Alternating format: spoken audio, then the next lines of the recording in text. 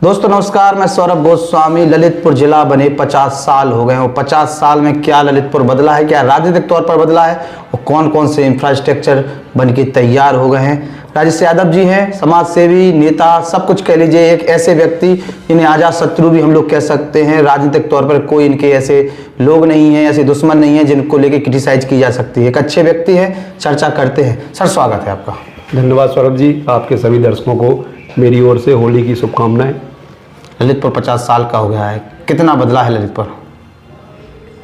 हमें तो ये लगता है कि ललितपुर वहीं ठहरा हुआ है जो वास्तविकता में विकास होना चाहिए था। इन 50 सालों में हम और शहरों में देखें, आसपास में देखें, हम तो कहते बुंदेलखंड में भी देखें, तो जिस गति से विकास हुआ है ललितपुर उस गति से आगे नहीं जा पाया है। ऐसा नहीं है कि क्या कहते यहाँ के इंफ्रास्ट्रक्चर में विकास ना हुआ हो, यहाँ सुविधाओं में बढ़ोतरी ना हुई हो, लेकिन एक जो टाइम पीरियड है उस हिसाब से एक अनदेखी की गई। बुंदेलखंड का सबसे आखिरी छोर का जिला है, लखनऊ से दूरी ज़्यादा है, तो हमें लगता है कि इसमें कहीं ना कहीं जो विकास होना चाहिए था उसमें कंजूसी। आपके जीवन की अगर हम बात करते तो एक संघर्ष भरा जीवन रहा है, राजनीतिक संघर्ष भी बहुत कुछ रहा है, सबको समावेश करके आगे बढ़ने का प्रयास किया है, सब समाज के चहेते हो। किस प्रकार से राजनीतिक तौर पे शुरुआत की आप लोगों ने? हम लोग छात्र जीवन से राजनीति में आए और आज की राजनीति और हम लोगों के समय की राजनीति वो सीधी शीर्षासन लग गया। अब तो आज राजनीति का मतलब हो गया आप फेसबुक पर सक्रिय रहिए, आप सोशल मीडिया पर सक्रिय रहिए। पहले की राजनीति सड़क पर संघर्ष की थी। आज अब जो नई पौध आएगी, जो लोग नए लोग राजनीति में आ रहे हैं, कोई एमएलए बनता है जाति समीकरण से बनता है, कोई एमपी बनता है किसी के अनुकंपा से बनता है। आज जो राजनीतिक दलों का पराभव चल रहा है, कई लोग जिनको राजनीति में कभी कोई स्थान नहीं था, जिन्हें कोई राजनीति की समझ नहीं थी, जिन्होंने राजनीति में कोई संघर्ष नहीं किया, वे नहीं जानते कि किस तरह से जिस पद पर वे बैठ रहे हैं उस पद के साथ न्याय कर पाएंगे। ऐसे लोग भी जो राजनीतिक दलों का पराभव चल रहा, उनके चलते आज लाइमलाइट हैं, अग्रणी पंक्ति में हैं।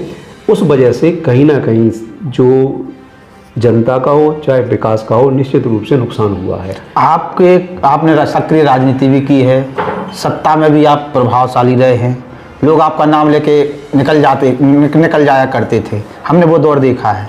क्या क्या काम कराने में आप सक्षम, चूँकि आप विपक्ष में भी रहेंगे, क्षेत्र भी घूमे, हमने देखा जब दौर कि आप गांव-गांव जाके चौपालें लगाते थे, लोगों के बीच में रहते थे और वहाँ की जन समस्याएं नोट करके वो समस्याओं को काम करते थे। तो वो एक कॉन्सेप्ट था आपका, कितने कामयाब रहे काम कराने में? हम समझते हैं कि जब उत्तर प्रदेश में समाजवादी पार्टी की सरकार रही और निश्चित रूप से माननीय डॉक्टर चंद्रपाल जी इस क्षेत्र के सांसद रहे, उस समय आप सब लोग देखने वाले हैं, हम लोग अपने कार्यालय पे सुबह 10 बजे से शाम तक रेगुलर, मैं सैकड़ों नहीं हजारों लोग कहूँगा कि जो गांव देहात से भी आते थे, शहर के भी होते थे, उनकी वास्तविक समस्याएं होती थी, उनके निदान के लिए अधिकारियों से लगातार बात होती थी। कई समस्याओं का व्यक्तिगत साथ जाकर हम लोगों ने अधिकारियों के संज्ञान में जो सही बात होती थी, हम लोगों का ये प्रयास रहता था कि कहीं किसी निर्दोष के साथ गलत ना हो जाए। और ये सारी चीज़ें करने में कहीं ना कहीं एक ध्येय था। मैं ईश्वरवादी व्यक्ति हूँ, आत्मसंतुष्टि होती है कि जब ईश्वर ने जिस पद पर आपको बनाया है उस पद पर रहते हुए जो अपेक्षाएं लोग आपसे करते हैं, जो चेहरा आपका देखते हैं। देखिए, जो व्यक्ति सामाजिक जीवन में होता है, आप चाहे पत्रकार हों, चाहे राजनेता हों, चाहे संत हों, हम कहते हैं जो भी व्यक्ति सामाजिक है, जनता उसको जिस फ्रेम में देखती है, जिस फ्रेम में देखना चाहती है, निश्चित रूप से उसको उस फ्रेम के अंदर रहकर काम करना चाहिए। लोगों की अपेक्षा होती है कि आप किसी पद पर हैं, हमारा ये काम होगा। तो हमें लगता है कि किसी भी व्यक्ति को निराशा हाथ नहीं लगनी चाहिए। रही बात राजनीति की, राजनीतिक दलों की, हमने इन सब चीज़ों से ऊपर उठकर काम किया। हम लोगों का ये सोचना रहा है कि जो व्यक्ति हमारे दरवाजे आया है या जिसने हमें पुकारा है या जिसका हमारे पास टेलीफोन आया है, वहाँ राजनीतिक दलों की सीमाएं समाप्त हैं। अगर वो समस्या में है, परेशानी में है, मुश्किल में है, तो निश्चित रूप से उसकी मदद होगी। एक हेल्दी राजनीति करने का प्रयास किया है, नफरत राजनीति से दूर। राजनीति स्वस्थ ही होनी चाहिए। ये सारी चीज़ें आप किसी राजनीतिक दल में हैं, हमारा सिद्धांत है या हमारी सोच है, हम समाजवादी सोच के हो सकते हैं, हम दीनदयाल के एकात्मवाद की सोच को ले सकते हैं। आपका राजनीतिक दल उस सोच पर कितना चल रहा है, कौन कैसे क्या कर रहा है, इन सब को छोड़कर अगर आप व्यक्तिगत जिस सोच के साथ जुड़ गए हैं, जिस दल के साथ जुड़ गए हैं, जिस विचारधारा के साथ जुड़ गए हैं, अगर उस विचारधारा पे आप व्यक्तिगत, और देखिए हम लोग गायत्री परिवार का एक मंत्र है कि हम सुधरेंगे जग सुधरेगा। आप किसी भी संगठन में, किसी विचारधारा में स्वयं को उस विचारधारा के साथ न्याय संगत तरीके से कार्य कर लीजिए। हमें लगता है आप एक व्यक्ति भी अगर कार्य करता है तो हजारों लाखों लोगों को उसका लाभ। राजेश जी, चूंकि हम बार बार बात ये कर रहे हैं कि ललितपुर 50 साल का हो गया है। जब ललितपुर एक तहसील था, यहाँ शिक्षा की क्या स्थिति, चूंकि आपने छात्र राजनीति से राजनीति भी की है, एकमात्र विद्यालय हुआ करता होगा उस टाइम पे जब आप नेहरू महाविद्यालय जब का, यहाँ से झांसी के लिए आप लोग तारीखें करने के लिए जाना पड़ता था, कोर्ट की शिक्षा, स्वास्थ्य, ये सब बहुत दूर की बात थी ललितपुर के लिए। सड़कें भी बहुत, आज भी अभी तक सड़कों की स्थिति सुधरी भी नहीं है, प्रयास चल रहे हैं। तो उस दौर से इस दौर में एक संघर्ष भरा दौर रहा है और सभी नेताओं ने अपने स्तर पर जंग संघर्ष किया। कोई इनकार का इनका एकाध कोई ऐसा नेता जिसने वास्तविकता में इस ललितपुर के बारे में कुछ सोचा हो, करने का प्रयास किया हो? देखिए ऐसे कई लोग हैं और मैं किसी का नाम इसलिए नहीं ले सकता हूँ कि अगर किसी एक का भी नाम छूट गया तो वो उस व्यक्ति के साथ निश्चित रूप से अन्याय हुआ। कई लोग रहे जब यहाँ पर स्नातक तक तो नेहरू महाविद्यालय था, पर स्नातक की क्लासें नहीं थी, विज्ञान वर्ग की क्लासें नहीं थी, ठीक है, कॉमर्स वर्ग की क्लासेस नहीं थी। उस टाइम पर हमसे पहले के जो लोग थे, जो राजनीति करते थे छात्र जीवन में, बहुत सारे लोग हैं। अब देखिए, हम तो कहेंगे आज हमारे बीच मुरारी लाल जैन जी नहीं है। जी बिल्कुल। चाहे शहरियों के लिए संघर्ष करने की बात हो, चाहे कॉलेजेस की व्यवस्था की बात हो, बहुत सारे लोग आज की परिस्थिति को, आज की राजनीति को देखकर भले ही घर बैठ गए हों। ये जो पुराने समय के छात्र आंदोलन होते थे, आप देखिए घंटाघर पर जब लाठीचार्ज हुआ, दिनेश गोस्वामी जैसे लोग जब NSUI में हुआ करते थे, धर्मेंद्र जी गोस्वामी जी, ये तमाम लोग हैं। जब ये सब मतलब अनेकों नाम हैं कि जो लोग संघर्ष करके, जो लड़ाई लड़के, जो मूलभूत समस्याएं थी जनपद की, उन पर महीनों महीनों धरने करके अपनी आवाज़ को किसी न किसी तरह से प्रशासन के पास पहुंचाकर इस जनपद में जो विकास गाथा है इस जनपद की, हम कहते भले ही जितनी हो, उन सब लोगों का योगदान बिल्कुल निश्चित रूप से सराहनीय है। अच्छा, चूंकि सामाजिक सौहार्द की हम बात करते हैं, साथ साथ यहाँ सब धर्म को मानने वाले भी लोग हैं, ललितपुर शांति, सुकून, अमन चैन का एक स्थान माना जाता है और कहीं पर भी चले जाइए बहुत सुकून मिलता है जब हम लोग ललितपुर में होते हैं।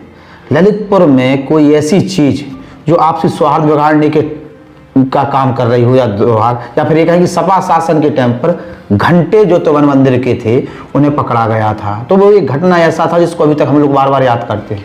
निश्चित रूप से ये देखिए सब राजनीतिक मुद्दे हैं। कभी कभी क्या होता है, कुछ अधिकारी होते हैं जो उत्साह में, अति उत्साह में, जो शासक दल है, जो लोग सत्ता में हैं, उनको खुश करने के लिए, उनकी चापलूसी करने के लिए नई नई चीजें करने का प्रयास ऐसे प्रयोग कर देते हैं या ऐसे कुछ कार्य कर देते हैं। वो जो विपक्ष में लोग हैं या दूसरे राजनीतिक, चाहे वो सत्ता चाहती नहीं कि ऐसा करें, लेकिन कभी नहीं। आप देखिए ना, ये सारी चीज़ें क्या कहते हैं, कोई भी राजनीतिक दल या कोई भी राजनीति में ऊंचाई पर बैठा हुआ व्यक्ति ये सारी चीज़ों को मान्यता नहीं देता है। लेकिन अगर कभी कोई अधिकारी, कभी कोई कर्मचारी इस तरह के वारदात करते हैं, इस तरह कारनामे करते हैं, उनके बाद उन पर कार्रवाई भी हुई। इस अशोभनीय अधिकारियों की तरफ से हुआ है कहीं ना कहीं। इसमें कोई, आप देखिए ललितपुर में तो ऐसी मानसिकता के व्यक्ति है ही नहीं। ललितपुर में जो लोग सत्ता में रहे वो सब धर्म को मानने वाले रहे। आज देखिए भले ही भारतीय जनता पार्टी की सरकार है, भारतीय जनता पार्टी के क्या कहते जो MP MLA होंगे, हमने देखा है वो भी बाबा सदन साई की मजाक बिल्कुल जाते हैं, दरगाह पर सर झुकाने जाते हैं, वो भी चर्च में जाते हैं। तो हम नहीं मानते कि ललितपुर में ये सारी चीज़ें हैं। और ललितपुर में कोई भी किसी भी मंदिर में, किसी भी इबादत घर में कोई ऐसा व्यक्ति ललितपुर का नहीं होगा इतनी विकृत मानसिकता का कि जो ऐसे कृत्यों को संरक्षण दे या ऐसे कृत्यों से प्रसन्न हो। मुलायम सिंह यादव कहीं ना कहीं उत्तर प्रदेश की राजनीति को बदलने का एक बहुत बड़ा चेहरा मान लीजिए, आज वो हमारे बीच में नहीं है, लेकिन आज भी लोग उन्हें याद करते हैं। देखिए, नेताजी के तो जो फैसले रहे या जो उनके कार्य रहे, एक किसान के बेटे रहे, कई कार्य ऐसे रहे जो आज भी विपक्षी लोग, भले ही उनकी राजनीतिक मर्यादाएं हैं, लेकिन आप देखिए जब उनका निधन हुआ तो देश का कोई भी ऐसा वर्ग, कोई भी ऐसा राजनीतिक दल उनकी यादों के साथ अछूता नहीं रहा। आज भले ही उनके संबंध समाजवादी पार्टी से कटु हो सकते हैं, लेकिन उन राजनेताओं ने माननीय नेताजी के प्रति जो अपनी श्रद्धा व्यक्त की, जो उनके शब्द रहे, जो उनके संस्मरण रहे, वो निश्चित रूप से ये एहसास कराते हैं कि जो नेताजी को नेताजी की उपाधि दी गई निश्चित रूप से वो न्याय संगत रही और उन्होंने भी सारे लोगों को साथ लेकर उत्तर प्रदेश में विकास की भी गाथा लिखी, सांप्रदायिक सौहार्द की गाथा लिखी और इसलिए उनका नाम सदैव अमर रहेगा। जी, चूंकि हमने एक कार्यक्रम आरंभ किया था कि 9 साल में ललितपुर कितना बदला है, 9 साल पहले क्या था आज क्या है, तो उस पर थोड़ी सी बात रखेंगे, फिर आप उसमें सहमति जताएं कि कुछ हुआ कि नहीं हुआ। ललितपुर में शहर के भीतर पानी की बड़ी समस्या, खासतौर से नेहरू नगर और अपनी चांदमारी, यहाँ पर पानी की बड़ी समस्या थी। अब टंकी बनाई गई है, अभी पानी लगभग चालू नहीं हुआ है लेकिन बनाई गई हैं। ओवर ब्रिज देवगढ़ रोड के लिए बहुत बड़ी मांग उठती थी, जब अखिलेश जी आए थे तो देवगढ़ रोड उन्हीं ने बनवाया था, तो over bridge, railway over bridge, सिलगन का अंडर ब्रिज, चूँकि बाहर ट्रैफिक की बड़ी समस्या हुआ करती थी। शहर के भीतर के जो लाइट वाला जो ब्रिज है वो, साथ साथ वहाँ का रोड, आपका ITI वाला रोड, और खास तौर से मेहरौनी क्षेत्र में तमाम नदियों पर जो ब्रिज बनाए गए हैं। बालाबेट तरफ 100 करोड़ की लगभग लागत से एक रोड बन के तैयार हो गया, बालाबेट को कनेक्ट करने वाला, पूरा कटा कटा सा एरिया हुआ करता था। अब नाराज से मेहरौनी के लिए 107 करोड़ की सड़क का काम लगा है, युद्धस्तर पर काम चल रहे हैं। मतलब जो बड़ी बड़ी समस्याएं थी उस पर काम किया गया है। एयरपोर्ट पर भी फोकस किया जा रहा है, मेडिकल कॉलेज की भी शुरुआत हुई है, और सबकी आपके क्षेत्र सरकार के टाइम पर भी जो स्वास्थ्य से जुड़ी हुई चीज़ों पर बहुत प्रयास किए गए और कई CSC PSC डेवलप किए गए हैं। तो कहीं ना कहीं प्रयास बीजेपी के किए गए हैं, इनको आप मानते हैं कि प्रयास हुए हैं? देखिए, आप 9 साल की बात कर रहे हैं, हम बिल्कुल पूरी तरह सहमत हैं कि जो जनता के मत से चुनी हुई सरकार है और पूर्ण बहुमत की सरकार है, उन्हें काम करने की आज़ादी है, उनके खुद के निर्णय होते हैं और उन निर्णयों में जो ये विकास की आपने बातें बताई निश्चित रूप से, लेकिन इसके साथ ये भी आपको जोड़ना चाहिए, हमने माना कि 9 साल में विकास हुआ और उसका स्वागत है और ये हर सरकार का कर्तव्य होना चाहिए कि वो अपने लोगों के लिए क्या सुविधाएं उपलब्ध कराती है। लेकिन इसके साथ ही पिछले समय में जो समस्याएं थीं समाजवादी पार्टी की सरकार में, जब 2 तहसीलें बनी, मढ़ौरा और पाली, आप सोचिए कितने लोगों को फ़ायदा नहीं हुआ होगा। मेंबर ऑफ पार्लियामेंट जब डॉक्टर चंद्रपाल जी थे, मैं ये निजी बात बता रहा हूँ कि 9 अंतर राज्यीय पुल जो ललितपुर के बॉर्डर पर मध्य प्रदेश जाने के लिए समस्याएं होती थी, वहाँ पे हम मानते हैं शहर में विकास हुआ, लेकिन जो हम लोगों का कॉन्सेप्ट था आप उसको भी नकार नहीं सकते। आप जाइए लखनजर पापड़ा, आज हमें नहीं लगता कोई जाता होगा वहाँ पर, जब जहाँ लोगों ने ये ललितपुर में आप ही के चैनल के लोग जब चलाते थे कि लोगों ने ट्रेन नहीं देखी, उस टाइम पर हम लोगों ने वहाँ पे सड़क डलवाने के काम किए। तो आप ये बात सही है कि हम ये भी मानते हैं कि 9 साल में ये सारी जो चीज़ें आपने बनाई ये उपलब्धि हैं, हम इनका स्वागत करते हैं, लेकिन उनके साथ साथ जो बड़े और जो दीर्घकालिक जिनके परिणाम हैं, जिनसे लाखों लोगों ललितपुर के लोगों को फ़ायदा हुआ है, वो काम भी हुए। एक स्पष्ट है, ललितपुर जो 50 साल का हुआ, तो 50 साल में ललितपुर में जो जो परिवर्तन हुए हैं, चाहे सपा शासन हो, चाहे BSP का शासन हो, चाहे कांग्रेस की सरकार हो, चाहे बीजेपी की सरकार हो, ललितपुर के जो नेता थे उनमें आपसी सौहार्द बना रहा और मुद्दों की पकड़ रही। तब जाके जो बीजेपी वाले एक समय विपक्ष की राजनीति करते हुए मुद्दा उठाते थे, आज वो सब काम हुए हैं। सपा जब विपक्ष में हुआ करती होगी तो उन्होंने जो मुद्दे बनाए होंगे उन पर काम कराए, जो अभी आपने बॉर्डर की बोलने की बात की। आपको एक बहुत अच्छी बात बताएं कि जब राजीव गांधी विद्युतीकरण योजना बनी, जी, गाँव तक लाइट पहुँचाने की, तो ये हम लोगों के लिए तो बड़े गर्व की बात है कि 2 जिले उत्तर प्रदेश के पायलट प्रोजेक्ट में लिए गए।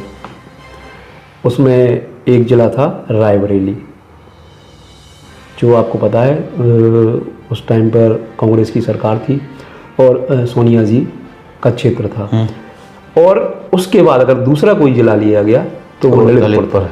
तो माननीय डॉक्टर चंद्रपाल जी के प्रयास से और उसके अलावा जो भी योजना केंद्र सरकार की चली, हमने कहा ना, अगर जनप्रतिनिधि समझदार होगा, वो अपने कर्तव्यों को जानता होगा, वो अपने पद को जानता होगा, तो आप याद कीजिए आदर्श जनपद योजना, सम विकास योजना, समग्र विकास योजना, खाद के बदले अनाज योजना, एक साथ एक लेटर पैड पर 800 हेडपम्प पूरे जनपद में लगाने वाली योजना, पेयजल योजना, ये सारी चीज़ें जो माननीय नेताजी के, डॉक्टर चंद्रपाल जी के व्यक्तिगत संबंधों से, जो केंद्र की सरकार से उनके ताल्लुकात से, ये सारी चीज़ें तब संभव हो पाई जब जनप्रतिनिधि की खुद की रुचि क्षेत्र के विकास की। अच्छा, अगर हम बात करते हैं चंद्रपाल यादव जी के बारे में, कुछ लाइन अगर आपको बोलना पड़े तो क्या बोलेंगे?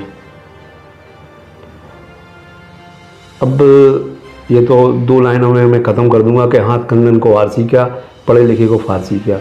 जो व्यक्ति 25 साल से देश की सर्वोच्च कृषक संस्था क्लबको का चेयरमैन हूँ, जो व्यक्ति देश की लगभग सभी सदनों में, राज्यसभा, लोकसभा, विधानसभा में जा गया हो, आज भी किसी सदन का सदस्य ना होने के बावजूद भी लोगों के सुख दुख में शामिल होते हों, ऐसे व्यक्तियों को राजनीति का अधिकार है। प्रदीप जैन सुलझे नेता हैं, सर्वसुलभ हैं, मिलनसार हैं। अनुराग शर्मा जी जो क्षेत्र के विकास के लिए चिंतित रहते हैं, और क्षेत्र का विकास क्या हुआ इसकी समीक्षा आप लोग कर सकते हैं। तो मार राम रतन मन्नू कोरी की और कह दो, फिर दोनों जन की संज्ञा कह दो, छोटे मियाँ बड़े मियाँ। नहीं, ये दोनों जनप्रतिनिधि हैं, हम कहते कुछ भी हो, सर्वसुलभ हैं, लोगों को लोगों के बीच उपलब्ध रहते हैं। ऐसे जी, अगर सरकारें चूंकि कोई भी हो, इन 5 साल में, आगामी 5 साल में कोई एक अच्छा बड़ा काम ललितपुर में चाहते तो क्या हो जाए? देखिए, ललितपुर में बड़ा काम कुछ हो ना हो, छोटे काम हो जाएं। आपने कहा कि जनप्रतिनिधियों के बारे में, हम कहते हैं ललितपुर में स्टाम्प ड्यूटी बढ़ जाती है, कोई सामने नहीं आता, कोई सामने विरोध नहीं होता है, आवाज़ नहीं उठाई जा रही। हम आपको बताएं, जब समाजवादी पार्टी की सरकार थी, ये लोकतंत्र होना चाहिए, पार्टियों में आंतरिक लोकतंत्र भी होना चाहिए। समाजवादी पार्टी की सरकार थी, मैं 2 उदाहरण दे रहा हूँ आपको जिसके हजारों लोग गवाए हैं। जिलाधिकारी आवास के बाहर धरना चल रहा था पत्थर की खदानों को लेकर। मुझे भी लगा कि इसमें हजारों मजदूरों की मजदूरी बंद हो गई है। हम भी उस धरने पर जाकर बैठ गए।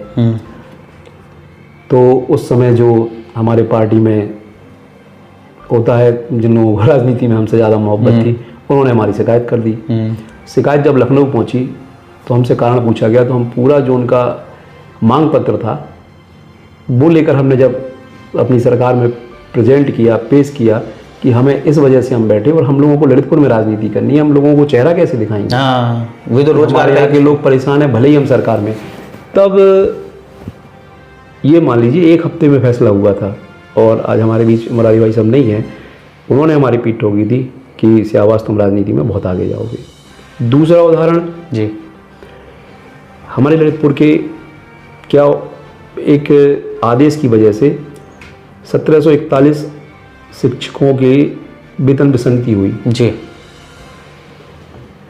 राम गोविंद चौधरी जी शिक्षा मंत्री थे, एक दौरे पर वो आए, रेस्ट हाउस में रुके थे सिंचाई विभाग के में। शिक्षक संगठनों ने उनसे मिलने की इच्छा जताई। हमने कहा ठीक है, हमारे जो जिलाध्यक्ष थे पार्टी के, उन्होंने भी कहा ठीक है मिलाएंगे। लेकिन राम गोविंद चौधरी जी बहुत खांटी नेता है। हमने कहा ना, बीच के लोग थोड़ी दिक्कत पैदा करते हैं। कुछ लोगों ने उन्हें वीआईपी बनाने की कोशिश की, वो वीआईपी बनना चाहते ही नहीं है। 8-9 बार एमएलए रहे हैं, विपक्षी नेता रहे। तो मुझे पता चला कि कम से कम 10, 12, 15 टीचर, अध्यापक बाहर खड़े हुए हैं। हम गए, हमने देखा कि क्या कहते, माननीय मंत्री जी अंदर थे, तो हम उनको साथ लेकर गए। कुछ लोगों ने कहा कि अभी बाद में होगी, हमने कहा मंत्री जी ने स्वयं बुलाया है।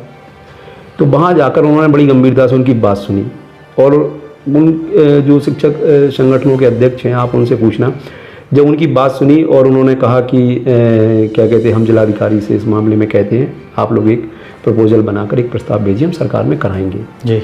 ओपी वर्मा जी जिलाधिकारी थे, उन्होंने कहा, तो जिलाधिकारी जी बोले हमें कोई 2 व्यक्ति आकर समझा दें, हम इसमें जैसा होगा बना देंगे।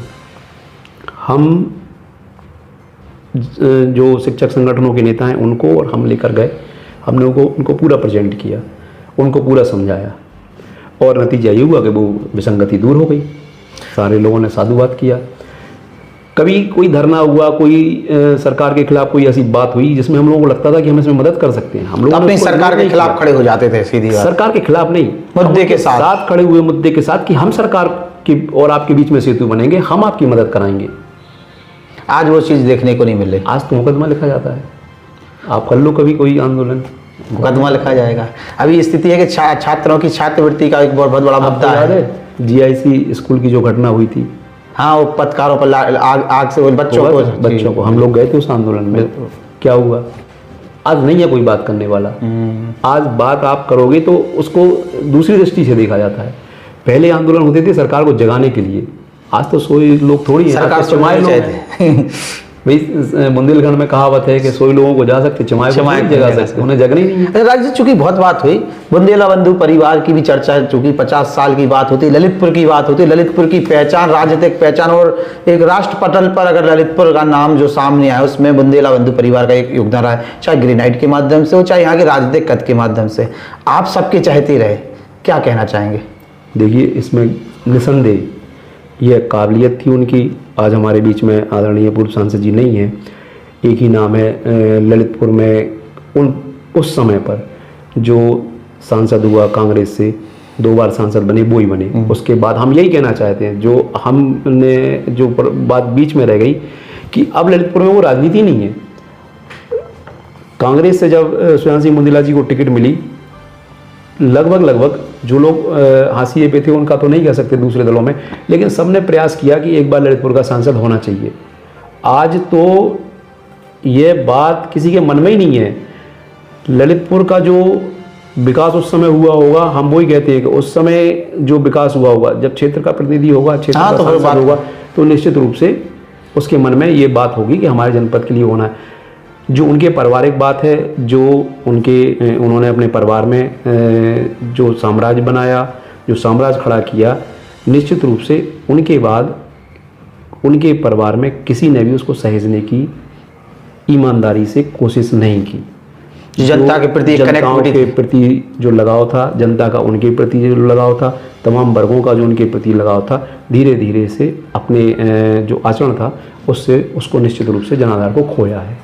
बार बार चूंकि हमारे कानों में वो बात निकली, दाऊद से भी हमारी कई बार चर्चा हुई, कुछ तिलक यादव ने हमसे ये बात बोली कि तिलक यादव जब उनके साथ एक बड़ी घटनाक्रम हुआ तो वो अपने दुखी हृदय से ये बात बोल रहे थे कि अगर सुजान सिंह मुंदेला चाहते तो हमें यूँ मसल देते।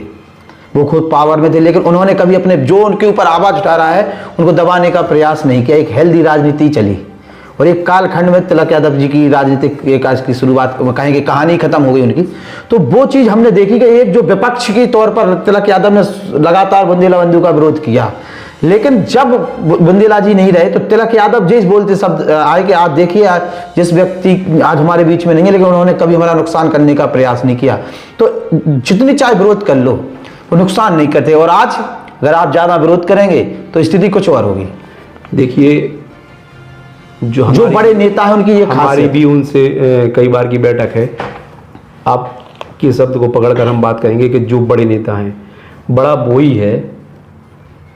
हमारी भी कई बार उनसे चर्चा होती थी। हमने उनसे कहा कि बहुत छोटे छोटे लोग आपके खिलाफ मंच पर बोलते हैं, हमारे खिलाफ बोले तो हमें तो गुस्सा आ जाए, हम तो लड़ने पहुंच जाए। तो जो उनकी सोच थी और उनकी कई बातें हैं ऐसी कि जो गहराई से सीखने लायक हो, और जिस व्यक्ति में जो चीज़ सीखने लायक हो हमें अपने जीवन में उतारना चाहिए। कि वो कहते थे यही तो फ्री के प्रचारक हैं। आज हमारे खिलाफ भी सोशल मीडिया पे कोई लिखता है या क्या कहते, कभी अखबार में भी मनगढ़ंत छप जाता है, चर्चा तो सारी चीज़ होती, तो यही तो फ्री के हैं। हम विज्ञापन देते हैं, आप लोग विज्ञापन में 10,000 20,000 रुपए का विज्ञापन लेते हैं, एक कॉलम छपा, लोग जानते हैं प्रायोजित है, उस पर चर्चा नहीं होती। हम आज होली की शुभकामना का विज्ञापन देते हैं, कोई चर्चा नहीं होगी। हमारे खिलाफ 4 लाइन लिख जाए आप लोगों की, सबकी चर्चा होती। कोई मंच पे बात कर दे हमारे खिलाफ, चर्चा हो जाएगी। तो उनका ये कहना था यार ये लोग तो फ्री के हैं। अच्छा, हमारे मित्र होंगे वो कहीं हमारी चर्चा नहीं करेंगे, वो तो हमारे मित्र हैं, शुभचिंतक कभी चर्चा नहीं करते। यही लोग हैं, और राजनीति में जिंदा रखने जिस दिन ये लोग खत्म हो गए आपकी राजनीति खत्म हो जाएगी। तो ऐसे लोगों को तो सहेज के रखना चाहिए। क्या बात है। बहुत राजेश यादव जी थे हमारे साथ, चर्चा हुई, बहुत हेल्दी चर्चा हुई। ललितपुर 50 साल का हो गया, उसको लेकर हम तमाम शख्सियतों से चर्चा कर रहे हैं जिन्होंने कुछ ना कुछ समाज के लिए किया, इस ललितपुर के लिए किया, करने का प्रयास किया। और ऐसे नए शख्सियत से फिर मुलाकात होगी, चर्चा होगी। राजेश जी बहुत बहुत धन्यवाद।